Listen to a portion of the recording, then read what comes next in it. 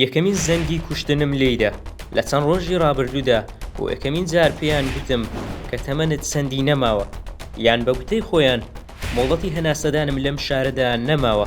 ئەمە دواوتەکانی شەهید سەردەشت عوسمان بوو بەر لە 14 ساڵ.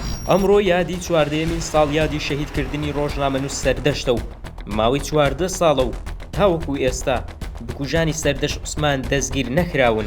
هەمیشە دەسەڵاتدارانی هەرێمی کوردستان بانگەشەی ئازادی ڕۆژنامەوانی دەکەن لە هەرێمی کوردستان، بەڵام لە بەرامبەردا و لەم 14 ساڵە و تاوەکو ئێستاش ڕێکخراوەکانی بواری داخۆکیکردن لە ڕۆژنامەنووسان لە جیهان باس لەوە دەکەن کە لە هەرێمی کوردستان ئازادیکاری میدیایی لەو پەڕی حاڵی خراپیدایە.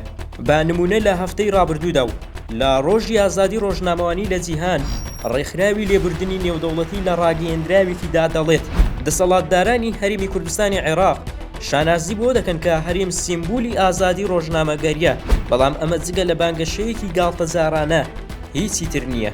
لە هەمان کاتدا و کۆمەڵی بەرگریکردن لە ئازادی ڕۆژنامەگەری لە عێراق لە نوێترین راپۆرتیدا کە هەفتەی ڕابردوو بڵاوی کردوتەوە هێرشی تون دەکاتە سەر دەسەڵاتدارانی هەرێمی کوردستان بەهۆی پێشێلکاریە بەردەوامەکانی بەرامبەر بە ڕۆژنامەنووسان.